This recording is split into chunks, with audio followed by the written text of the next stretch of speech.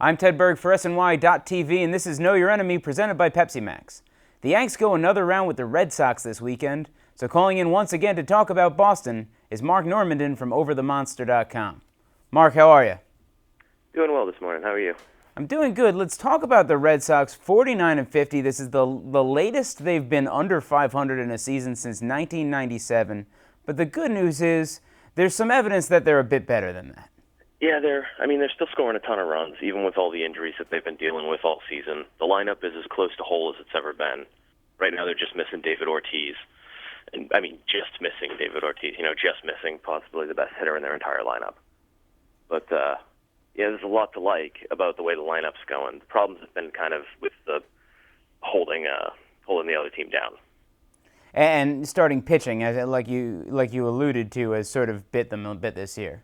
Yeah, they've had some good starting, but they've also had their fair share of terrible starting, and not from the places that you'd expect. At the beginning of the season, if you had assumed that the back end of the rotation would perform the way that it had, you'd expect the Red Sox to be leaving the wild card race right now. The flip side of things for them, or the bad thing, I guess, is they're one game under 500, but they're in fifth place in their division. With how many American League teams there are in the mix for the playoffs this year, does it look insurmountable for the Red Sox at this point? I don't think it's insurmountable. There's 2 months left of baseball. They're not that far back. I hate to allude to last September, but the Sox were up by 9 games with less than a month of baseball to go, and that lead vanished.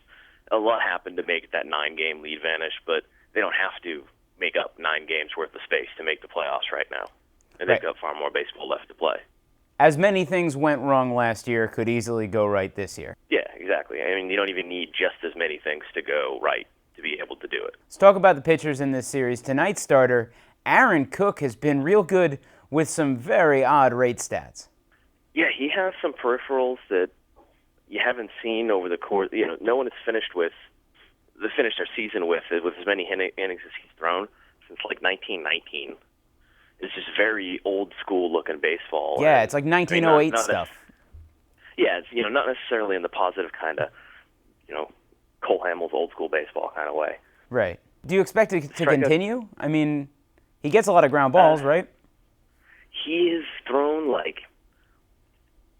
something like 90% sinkers, which when you're Aaron Cook is awesome because his sinker, people think Aaron Cook has crappy stuff. He doesn't strike guys out, so he has bad stuff. But no, he's got just a ridiculous sinker, and his control has been on. That's really what's been helping him. So he's been focusing his sinker just like crazy and throwing it for strikes, but throwing it where people can't do anything with it. So last time he gave up a couple of homers. That's really the worst he's looked all year.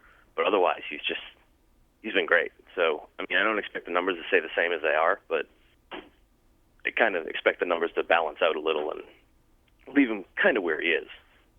Tomorrow's starter, Jon Lester, has really struggled lately.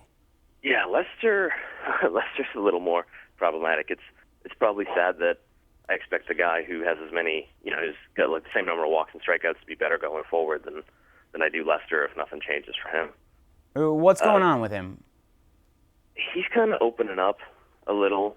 It's progressed to the point where the Blue Jays were whispering that, they could tell what he was throwing when he was throwing it. So he's showing the ball a little early, and that just makes him easy to tee off of. The Red Sox worked on that this week. On Wednesday, they didn't let him throw a bullpen session like they normally do. They made him throw a simulated game in the hopes of being able to see if they could make him throw inside again, facing hitters. And they're kind of hoping that was their proactive plan, as Bobby Valentine put it, to make him throw inside again to see if the hitters could, guess what he was going to throw just based on his motion and if he was opening up too early.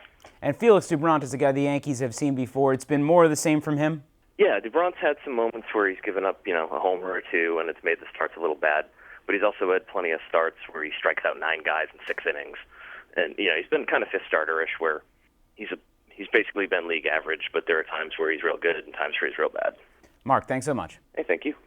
Remember, for all the latest Yankee coverage, be sure to check in at itsaboutthemoney.net and chat with other Yankee fans throughout the series at nyfans.com.